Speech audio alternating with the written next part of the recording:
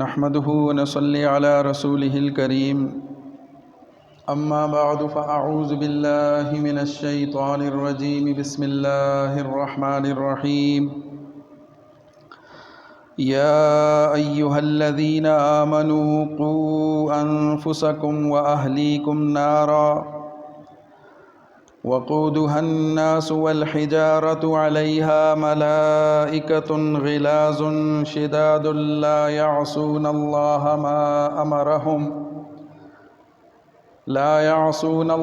ما أمرهم ويفعلون ما يؤمرون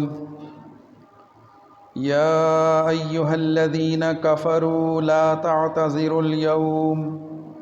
إنما تجزون ما كنتم تعملون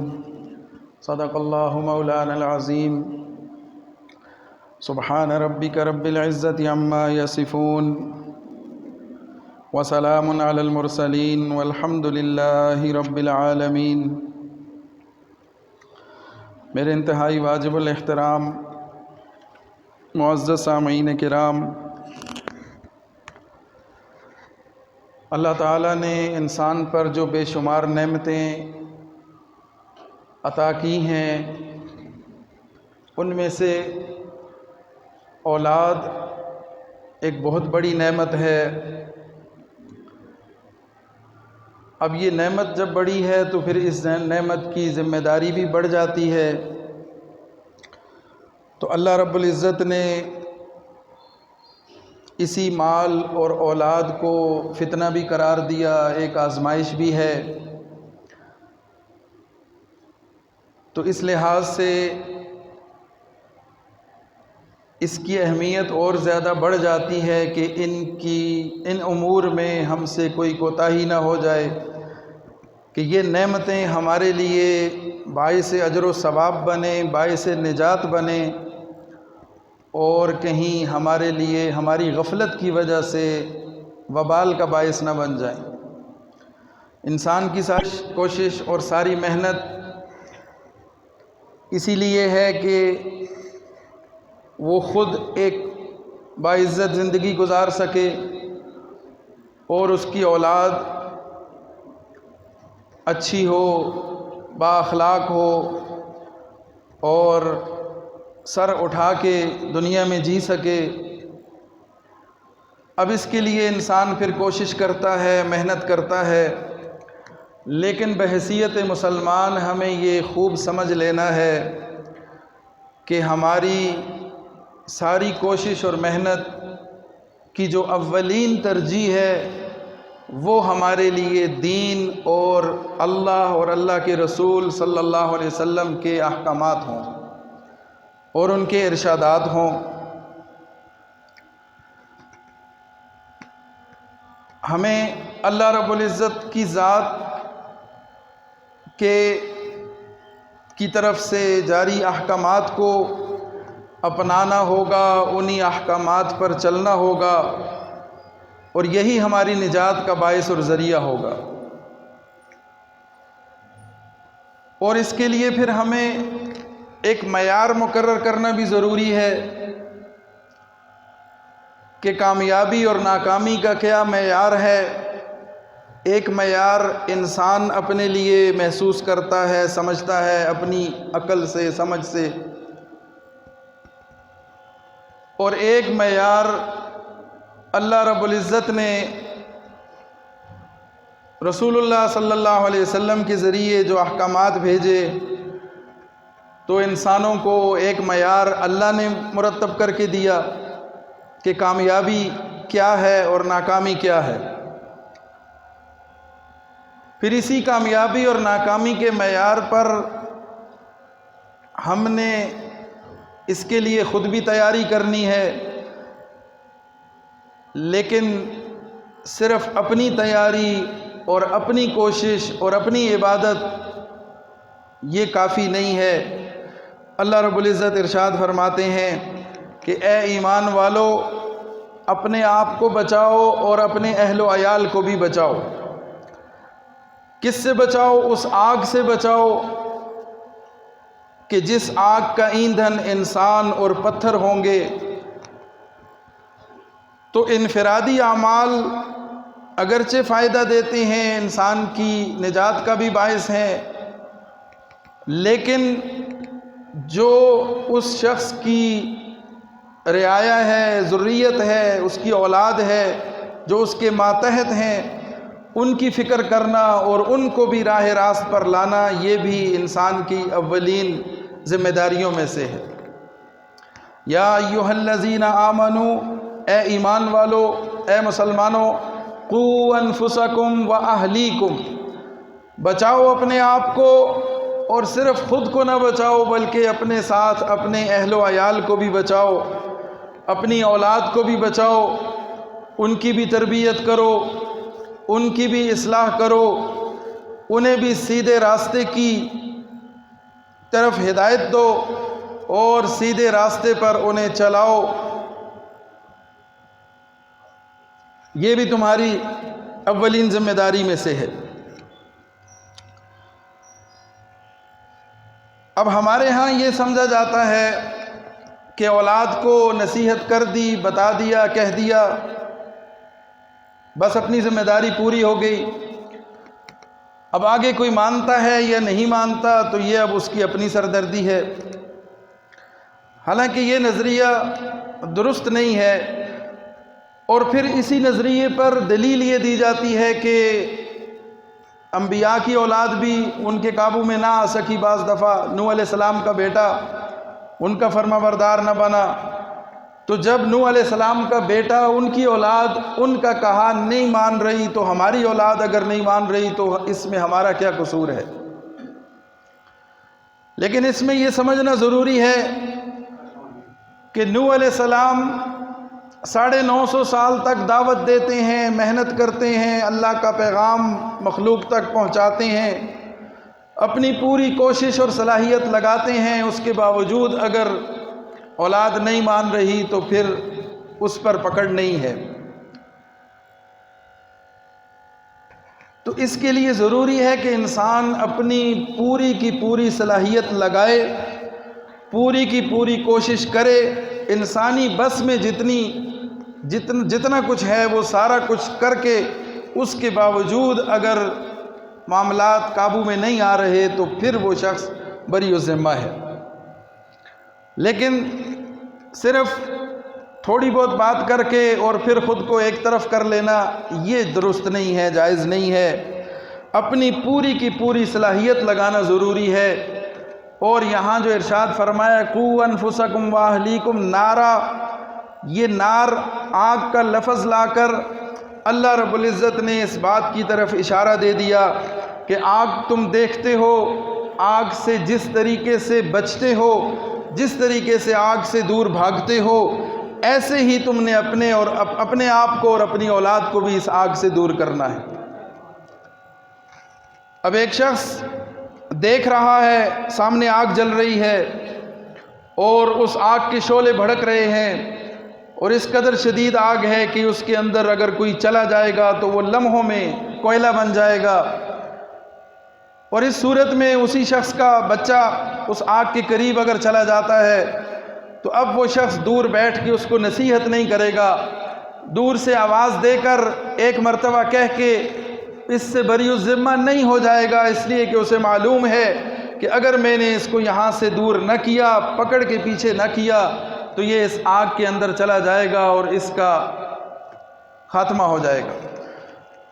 تو اس کے لیے انسان دوڑتا ہے، کوشش کرتا ہے، اپنی پوری صلاحیت لگاتا ہے، یہاں تک کہ اپنی جان پر کھیل کر اسے اگر اس کو بچانا پڑے تو وہ اس سے بھی دریغ نہیں کرتا، اپنی جان دینی پڑے دے دے گا، لیکن اپنی اولاد کو اس سے دور رکھے گا اور اس سے بچانے کی کوشش کرے گا۔ تو یہاں آگ کا لفظ لا کر، اگرچہ یہاں جہنم بھی کہا جا سکتا تھا، اللہ کا عذاب بھی کہا جا سکتا تھا کہ اے ایمان والو، خود کو بچاؤ، اپنی اولاد کو بچاؤ، اللہ کے عذاب سے بچاؤ، جہنم سے بچاؤ، لیکن خاص آگ کا لفظ لا کر اللہ تعالیٰ نے اس طرف اشارہ دے دیا کہ جس طریقے سے تم آگ سے بچنے کی کوشش کرتے ہو، اس آگ کو اپنے لیے مضر اور خطرناک سمجھتے ہو، اور اس خطرے کو، اس نقصان کو سمجھتے ہو، اس نقصان سے جیسے بچتے ہو، اس سے زیادہ تم نے اس آگ سے بچنا ہے کہ جس آگ کا ایندھن پتھر اور انسان ہوں گے۔ اب اس آگ میں یہ جو دنیا کی آگ ہے، ہمارے لیے یہ آگ بھی بہت زیادہ شدت رکھتی ہے۔ اس آگ کے اندر جانا بھی ممکن نہیں ہے، اس کے قریب جانا بھی مشکل ہے، اور یہ وہ آگ ہے کہ جس کا ایندھن ایک کمزور سی لکڑی ہے یا اس قسم کی چیزیں ہیں، ان کو یہ جلاتی ہے اور ان کے ذریعے یہ بھڑکتی ہے، بڑھتی ہے۔ لیکن اس آگ میں اگر آپ پتھر رکھ دیں تو پتھر پر اس کا کوئی اثر نہیں ہوتا، سوائے اس کے کہ پتھر کا یا تو رنگ تبدیل ہو جائے گا، دھوئیں کی وجہ سے سیاہ ہو جائے گا یا گرم ہو جائے گا، لیکن اس کی ماہیت، اس کی شکل و صورت، اس کی مضبوطی وہ نہیں بدلے گی، اس پر کوئی اثر نہیں ہوگا۔ گویا یہ ایسی کمزور آگ ہے کہ جو پتھر پر کوئی اثر نہیں ڈالتی۔ لیکن اس آگ کی فکر کرو اے ایمان والو، اس آگ سے ڈرو کہ جس کا ایندھن پتھر ہوں گے، یہ پتھر ایندھن بنیں گے، جلیں گے تو وہ آگ بھڑکے گی اور بڑھے گی۔ اس آگ میں یہ پتھر بھی ڈالے جائیں گے اور اس آگ میں انسانوں کو بھی ڈالا جائے گا۔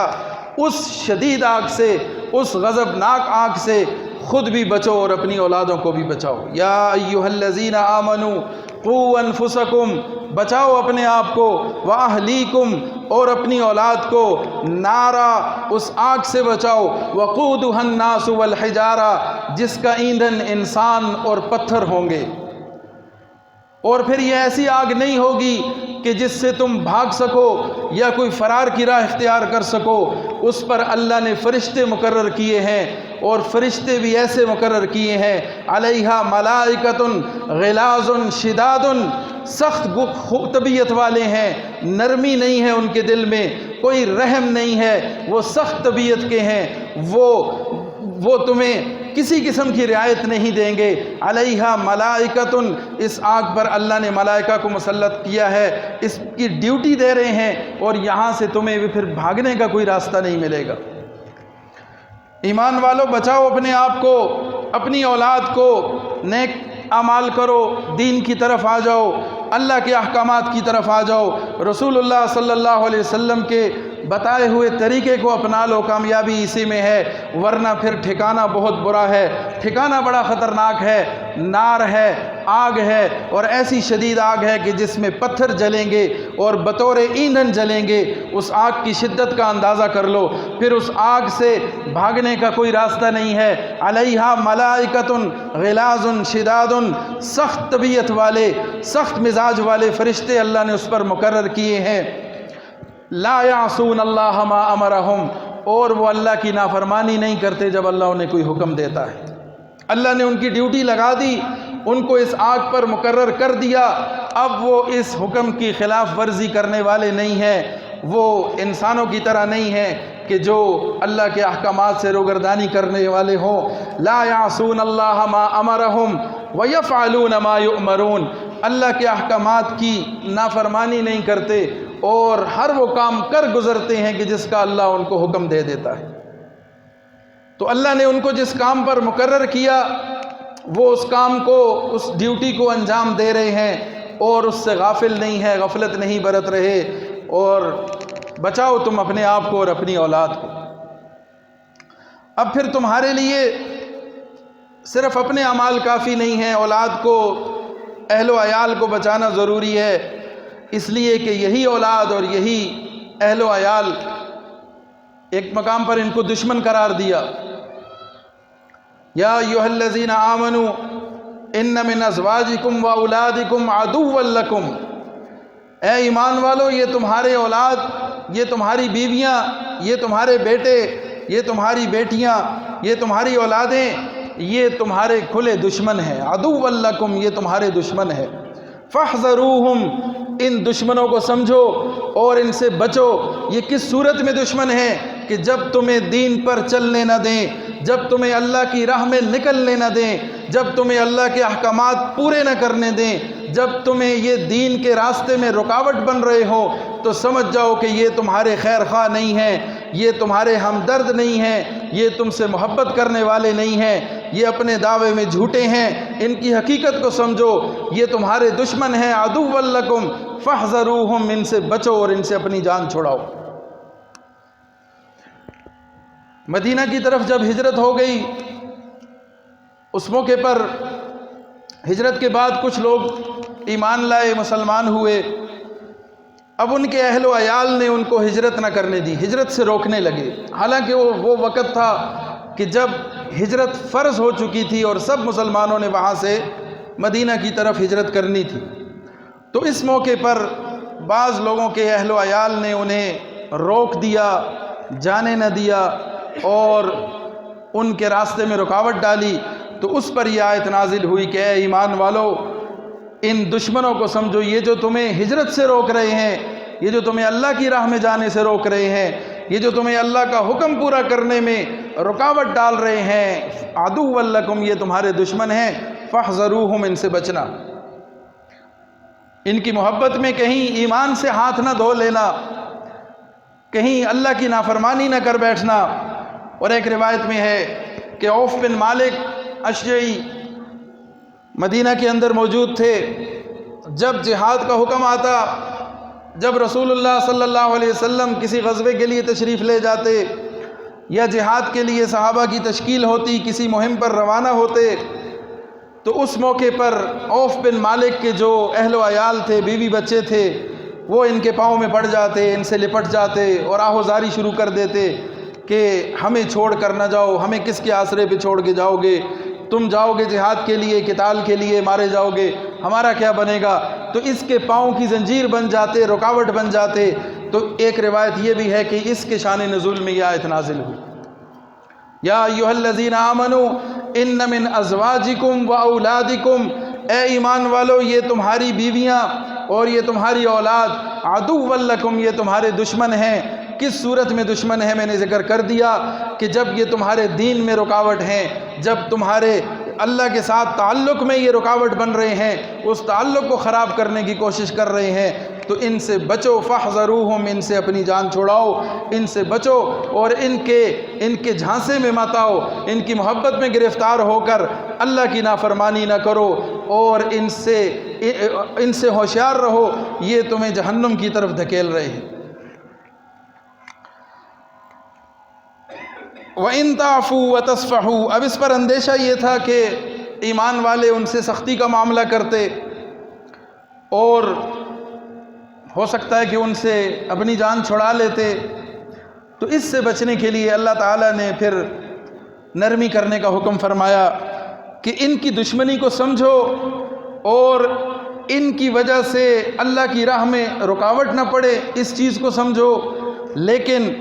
وَإِن تَعْفُوا، اگر تم ان کو معاف کرو گے، وَتَصْفَحُوا، اور درگزر کرو گے، وَتَغْفِرُوا، اور بخشش کا معاملہ کرو گے، فَإِنَّ اللَّهَ غَفُورٌ رَحِيمٌ، تو اللہ بھی بخشنے والا ہے۔ اب اس حکم کو سن کر کہیں ایسا نہ ہو کہ تم ان سے سرے سے جان چھڑا لو، ان کو اپنے سے الگ کر دو، تو ہو سکتا ہے کہ وہ پھر کفر کی طرف لوٹ جائیں،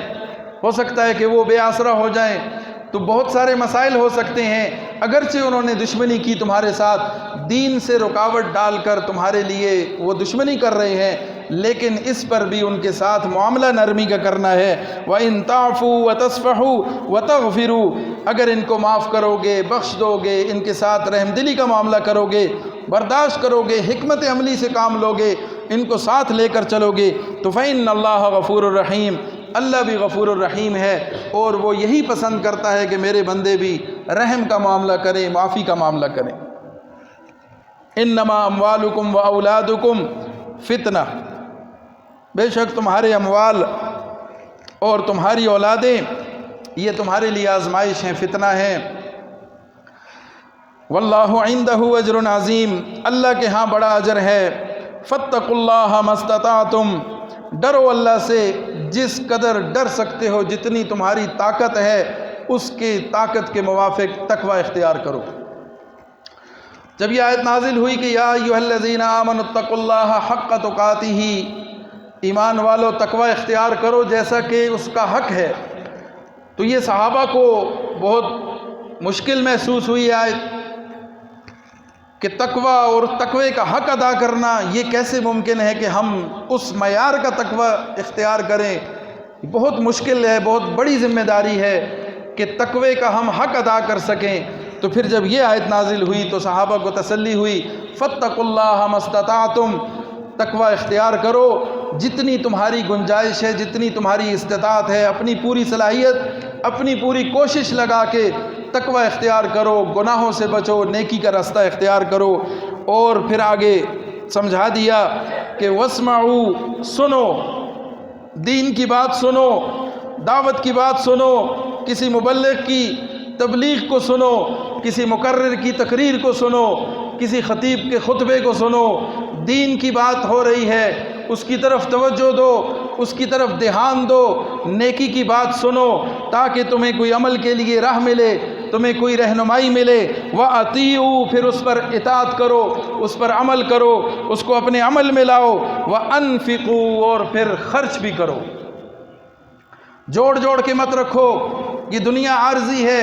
یہ چند روزہ ہے، ختم ہو جائے گی۔ اگر اس دنیا نے ہمیشہ رہنا ہوتا، اگر یہاں کا مال و اسباب ہمیشہ کے لیے ہوتا تو پھر تم اس کو رکھتے، اس کو جمع بھی کرتے، گن گن کے خوش بھی ہوتے، اور اپنے بینک بیلنس بڑھاتے، اپنی تجوریاں بھرتے اور سونے چاندی کے ڈھیر لگاتے۔ لیکن یہ تو عارضی ہے، ادھر تمہارا سانس ختم ہوا، ادھر سانسوں کی لڑی کٹی، ختم ہوئی، اور موت کا فرشتہ آیا اور سب کچھ ختم ہو گیا، سب کچھ دھرا کا دھرا رہ گیا۔ یہ تمہارے کسی کام نہیں آئے گا۔ کام کیا آئے گا؟ وَأَنفِقُوا، اگر تم نے خرچ کیا ہوگا، اگر تم نے لگایا ہوگا، اللہ کی راہ میں لگایا ہوگا، اللہ کے نام پہ لگایا ہوگا، کسی اچھے کام میں لگایا ہوگا، تو یہ مال تمہارے لیے صدقہ جاریہ بنے گا، یہ مال تمہارے لیے نفع کا باعث بنے گا، یہ مال تمہارے لیے کامیابی کا باعث بنے گا۔ وَاسْمَعُوا، سنو، دین کی بات سنو، وَأَطِيعُوا، اطاعت کرو، وَأَنفِقُوا، اور خرچ بھی کرو،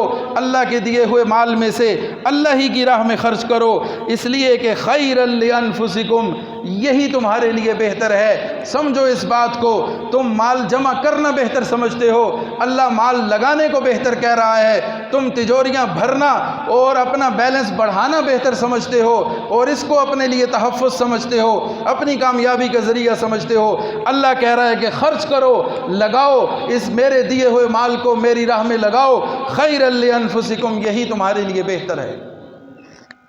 وَمَن یُوقَ شُحَّ نَفْسِهِ، جو بچا لیا گیا اپنے نفس کی لالچ سے، بچا لیا گیا تو وہی کامیاب ہے۔ فَأُولَئِكَ هُمُ الْمُفْلِحُونَ إِن تُقْرِضُوا اللَّهَ قَرْضًا حَسَنًا، اگر تم دو گے اللہ کو قرض حسنہ تو یضاعفہ لکم ویغفر لکم، وہ اس کو دگنا چگنا کر کے تمہیں لوٹا دے گا اور تمہیں معاف بھی کر دے گا۔ تو یہ جو تم خرچہ کر رہے ہو، یہ تو جو تم اللہ کی راہ میں لگاؤ گے، یاد رکھو یہ ایک قرض ہے کہ جو تم اللہ کو دے رہے ہو۔ مال بھی اللہ نے دیا، گنجائش بھی اللہ نے دی، اور وسعت بھی اللہ نے دی، پھر اسی مال کو اٹھا کے اسی اللہ کی راہ میں لگا دیا تو اللہ نے کتنا بڑا احسان کیا کہ اسی کو قرضہ قرار دے دیا کہ یہ تم نے مجھے قرض دیا ہے اور یہ قرض میں تمہیں بڑھا چڑھا کر دگنا کر کے واپس کروں گا۔ یضاعف لکم، اس کو بڑھا کے تمہیں واپس دوں گا، ویغفر لکم، اور اس کا فائدہ کیا ہوگا کہ تمہیں بخش بھی دوں گا، معاف بھی کر دوں گا۔ واللہ شکور حلیم۔ تو اللہ رب العزت نے ہمیں یہ بات سمجھا دی کہ اے ایمان والو، تمہاری کامیابی اور ناکامی کا معیار اس پر ہے کہ تم اللہ کی کتنی مانتے ہو، اللہ کے احکامات کو کتنا سمجھتے ہو، ان پر کتنا عمل کرتے ہو۔ تو یہ اللہ تعالیٰ کی طرف سے ایمان والوں کے لیے پیغام ہے۔ اور پھر یہ خصوصاً اولاد کی تربیت، اولاد کے لیے فکر مند ہونا اور اس کے لیے کوئی نیک راہ متعین کرنا، اسے نیکی کی راہ پہ ڈالنا، ان کو درست نظریہ دینا اور درست سمت میں ان کی رہنمائی کرنا، یہ والدین کی اولین ذمہ داری ہے۔ اور انبیاء علیہم السلام کی تعلیمات سے بھی یہی نتیجہ نکلتا ہے کہ انہوں نے بھی جہاں ایمان والوں کی فکر کی، جہاں امت کی فکر کی، جہاں انسانوں کی بھلائی کے لیے، بہتری کے لیے، فلاح کے لیے انہوں نے بات کی اور دعوت دی اور پیغام پہنچایا، سب سے پہلے انہوں نے اپنی اولاد کی فکر کی اور اپنے گھر سے اس کا آغاز کیا۔ وَكَانَ يَأْمُرُ أَهْلَهُ بِالصَّلَاةِ وَالزَّكَاةِ، اسماعیل علیہ السلام کے بارے میں فرمایا کہ وہ اپنے گھر والوں کو نماز کا اور زکوٰۃ کا حکم دیا کرتے تھے۔ تو گھر والوں کی فکر کرنا اور ان کو نیکی کی راہ پہ ڈالنا یہ سربراہ کی اولین ذمہ داری ہے۔ اور پھر اسی طرح فرمایا ام کنتم شہداء اذ حضر یعقوب الموت، جب یعقوب علیہ السلام کا موت کا وقت قریب آیا، اذ حضر یعقوب الموت اذ قال لبنیہ ما تعبدون من بعدی، موت کے قریب یعقوب علیہ السلام نے اپنے بیٹوں کو بلایا۔ اب دیکھیں ایک نبی اپنے بیٹوں کو بلا کر موت کے وقت، نزع کے وقت ان سے کیا پوچھ رہا ہے اور کیا ترغیب دے رہا ہے، اور ہمیں کیا پیغام دے رہا ہے کہ موت کے وقت لوگ وصیت کرتے ہیں اپنے مال کی، اپنی جائیداد کی اور اپنے کاروبار کے بارے میں فکر مند ہوتے ہیں کہ میری اولاد کا کیا بنے گا، ان کا مال کہاں سے آئے گا، کہاں سے یہ سنبھالیں گے اس کو کس طریقے سے، اور میرے کاروبار کا کیا ہوگا، میری جائیداد کا کیا ہوگا، میں جو کچھ پیچھے چھوڑ کے جا رہا ہوں، جس کے لیے میں نے ساری زندگی محنت کی، کوشش کی، ان کے لیے اب اس کا کیا بنے گا، اسے کیسے سنبھالا جائے گا، اور میری اولاد اس کا کیا کرے گی۔ تو یعقوب علیہ السلام کو دیکھیں کہ وہ اپنی اولاد سے کیا فرما رہے ہیں، اذ قال لبنیہ، جب وہ اپنے بیٹوں سے کہنے لگے ما تعبدون من بعدی، بتاؤ میرے بیٹو کہ میرے جانے کے بعد، میرے رخصت ہو جانے کے بعد تم بندگی کس کی کرو گے؟ کہیں ایمان سے تو نہیں پھر جاؤ گے، کہیں اللہ کے باغی تو نہیں بن جاؤ گے، جس اللہ کو ابھی مانتے ہو، جس اللہ کی عبادت اور بندگی ابھی کرتے ہو، میرے ہوتے ہوئے کرتے ہو، کہیں میرے جانے کے بعد تم اللہ کے نافرمان تو نہیں بن جاؤ گے، کہیں اللہ کی بندگی سے منہ موڑ تو نہیں لوگے، ما تعبدون من بعدی، میرے بعد کس کی بندگی کرو گے؟ تو بیٹوں نے کیا جواب دیا، قالوا نعبد الہک و الہ آبائک ابراہیم و اسماعیل و اسحاق الہ واحدا، اے ہمارے ابا جان، ہم اسی الہ کی، اسی رب کی بندگی کریں گے جس کی اب بندگی کرتے ہیں، جو تیرا بھی رب ہے، جو ہمارا بھی رب ہے، اور جو تیرے آباء و اجداد کا بھی رب ہے، جن میں ابراہیم بھی شامل ہیں، اسماعیل بھی شامل ہیں، اسحاق بھی شامل ہیں۔ وہ اکیلا تنہا رب ہے، مالک ہے، الہ ہے، الہ واحدہ، وہ اکیلا مالک ہے، اسی کی بندگی کریں گے، وَنَحْنُ لَهُ مُسْلِمُونَ، اور ہم اسی کی اتباع کرنے والے ہیں۔ تو اولاد کی تربیت بنیادی ضروریات میں سے، بنیادی ذمہ داریوں میں سے ہے، اس کی طرف بہت زیادہ فکر مند ہونے کی ضرورت ہے۔ رسول اللہ صلی اللہ علیہ وسلم نے بھی اپنی تعلیمات کے ذریعے جس طریقے سے امت کو سکھایا اور سمجھایا، وہ تعلیمات ہمارے سامنے ہیں۔ حضرت حسن رضی اللہ تعالیٰ عنہ ایک مرتبہ صدقے کی کھجوریں پڑی ہیں، بیت المال میں کھجوریں پڑی ہیں، ان میں صدقے کی کھجوریں پڑی ہیں، تو حضرت حسن بچے تھے، چھوٹے تھے، انہیں معلوم نہیں تھا، انہوں نے ایک کھجور اٹھا کے اس میں سے منہ میں رکھی، رسول اللہ صلی اللہ علیہ وسلم نے دیکھ لیا اور فوری طور پر ان کو متوجہ کیا اور روک دیا اور فرمایا کخ کخ اما تعرف انا لا ناکل الصدقہ، اے میرے بیٹے کیا تمہیں معلوم نہیں ہے کہ ہم بنی ہاشم ہیں، ہم صدقے کا مال نہیں کھاتے، تو اس کو منہ سے نکال دو، جیسے ہم کہتے ہیں تھو تھو، یا نکال دو، منہ سے نکال دو، اس قسم کے الفاظ استعمال کیے کہ فوری طور پر اس کو اپنے منہ سے نکال دو۔ یہ تربیت کا انداز ہے۔ اور ایک طرف محبت کتنی ہے کہ یہی حسن جب تشریف لاتے ہیں، رسول اللہ ممبر سے نیچے اتر آتے ہیں، انہیں اپنی گود میں اٹھا لیتے ہیں، نماز ادا کر رہے ہیں، وہ آ کے سر پہ سوار ہو جاتے ہیں، آپ نماز کو طویل کر دیتے ہیں، انہیں اپنی گود میں لے لیتے ہیں، انہیں اپنے کندھوں پہ سوار کرتے ہیں، جن کا رونا رسول اللہ کو برداشت نہیں ہے، جن کا تکلیف میں ہونا نبی علیہ السلام سے برداشت نہیں ہوتا، دیکھا نہیں جاتا، اس درجے کی محبت ہے۔ لیکن بتا دیا، سمجھا دیا کہ محبت کی بھی حدود ہیں۔ یہاں جب کھجور استعمال کر لی کہ جو صدقے کی کھجور تھی، تو فوری طور پر تنبیہ فرمائی اور وہیں پر ان کو روک دیا۔ پھر اسی طرح حضرت ام سلمہ رضی اللہ تعالیٰ عنہ، جو رسول اللہ صلی اللہ علیہ وسلم کی زوجہ محترمہ ہیں، ازواج مطہرات میں سے ہیں، ان کی پہلی شادی سے ایک بیٹا حضرت عمر بن ابو سلمہ رضی اللہ تعالیٰ عنہ، وہ آپ صلی اللہ علیہ وسلم کی زیر تربیت رہے، آپ کی پرورش میں بڑے ہوئے۔ تو وہ فرماتے ہیں کہ میں ایک مرتبہ کھانا کھا رہا تھا اور میں سامنے سے بھی، کبھی دائیں سے، کبھی بائیں سے، کبھی آگے، جہاں سے، کبھی ادھر سے کبھی ادھر سے نوالے لے رہا تھا۔ تو رسول اللہ صلی اللہ علیہ وسلم نے فرمایا کہ بیٹا بسم اللہ پڑھ کے شروع کرو اور اپنے سامنے سے کھاؤ اور ادھر ادھر سے ہاتھ ڈال کر کھانے کی جو ہے وہ اس سے اجتناب کرو۔ تو رسول اللہ صلی اللہ علیہ وسلم نے سمجھا دیا کہ اس قسم کی چھوٹی چھوٹی باتوں کو بھی آپ صلی اللہ علیہ وسلم نے تربیت کی نیت سے ان کو سمجھایا اور سکھایا۔ پھر اسی طرح ایک صحابی فرماتے ہیں حضرت اکراش رضی اللہ تعالیٰ عنہ کہ میں ایک دفعہ رسول اللہ کے ساتھ بیٹھ کے کھا رہا تھا، تو میں جب ادھر ادھر سے کھانے لگا تو آپ صلی اللہ علیہ وسلم نے فرمایا کہ سب طرف ایک جیسا کھانا ہے، اپنے سامنے سے کھاؤ، ادھر ادھر ہاتھ مت پھیلاؤ، اس سے دوسروں کو کراہت محسوس ہوتی ہے، لہٰذا میں اس سے رکنے لگا۔ پھر تھوڑی دیر کے بعد ایک اور تھال لایا گیا، اس میں کھجوریں تھیں اور مختلف قسم کی کھجوریں تھیں۔ تو مجھے چونکہ ابھی ڈانٹ پڑی تھی، تنبیہ ہوئی تھی میری، تو میں اسی اپنے سامنے سے کھجوریں جو تھیں ان کو اٹھا کے کھانے لگا۔ تو رسول اللہ صلی اللہ علیہ وسلم نے ادھر سے بھی لیں، دائیں سے بائیں سے ہر طرف سے لے رہے ہیں مختلف کھجوریں، اور فرمایا کہ چونکہ یہ مختلف ہیں لہٰذا ہر طرف سے تم لے سکتے ہو اور اپنی پسند کے مطابق، اپنے مزاج کے مطابق ہر طرف سے تم لے سکتے ہو۔ وہ جو منع کیا تھا وہ اس لیے تھا کہ کھانا جب ایک قسم کا ہے تو پھر اس کو سامنے سے کھانا چاہیے۔ کہنے کا، عرض کرنے کا مقصد یہ ہے کہ رسول اللہ صلی اللہ علیہ وسلم نے چھوٹی سے چھوٹی بات بھی امت کو سمجھائی ہے، سکھائی ہے، آداب سکھائے ہیں۔ نماز کے لیے 7 سال کی عمر میں بچے کو سکھانا ہے، اس کو ترغیب دینی ہے، پھر 10 سال کی عمر تک اسے سختی نہیں کرنی، اسے ترغیب دینی ہے، اور 10 سال کے بعد پھر سختی سے بھی کہنا ہے۔ بہرحال اولاد کی تربیت کے حوالے سے بہت ساری باتیں اور بھی ہیں کہ جو کی جا سکتی ہیں۔ ہمیں اللہ تعالیٰ توفیق دے کہ ہم اولاد کے حوالے سے فکر مند ہوں اور اپنی ذمہ داری کو سمجھیں، اس لیے کہ یہ اولاد ہمارے لیے ہمارا سب سے قیمتی سرمایہ ہے۔ دنیا بعد میں ہے، دنیا کی آسائشیں، لذتیں، مال دولت سب چیزیں بعد میں ہیں، سب سے پہلے ہماری اولاد ہے اور اس اولاد کی فکر ہے۔ اور ایک حدیث کا مفہوم ہے کہ حضور نے فرمایا کہ اللہ کی ایک سنت ہے کہ اللہ تعالیٰ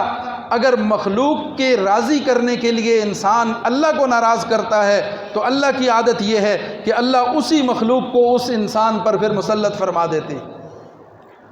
تو اگر اولاد کی محبت میں ان کی ناجائز خواہشیں پوری کرنے کے لیے ہم اللہ کو ناراض کریں گے تو یاد رکھو یہ اولاد مخلوق ہے، مخلوق کی رضامندی کے لیے جب اللہ کو ناراض کریں گے تو پھر اللہ کی سنت اور طریقہ یہ ہے کہ اللہ اسی مخلوق کو ہم پر مسلط کر دے گا، اور پھر یہی ہماری اولادیں ہمارے لیے وبال جان بنیں گی اور ہم پر مسلط ہو جائیں گی۔ اور ہم آئے روز دیکھتے رہتے ہیں اپنے سامنے اسی قسم کے نظارے۔ اللہ تعالی ہم سب کی اصلاح فرمائے، اللہ تعالی ہماری اولادوں کو بھی نیک رستے پر اور نیکی اور تقوی کے رستے کو اختیار کرنے کی توفیق عطا فرمائے، اور اللہ تعالی ہمیں اپنی ذمہ داری کو خوب سمجھنے کی اور پھر اس کو نبھانے کی بھی توفیق عطا فرمائے، اور اللہ تعالی ہمیں ہمت اور توفیق دے کہ ہم خود کو بھی اور اپنی اہل و عیال کو بھی آگ سے اور اللہ کے عذاب سے بچا سکیں اور کامیابی کے راستے پر ڈال سکیں۔ وآخر دعوانا ان الحمد للہ رب العالمین۔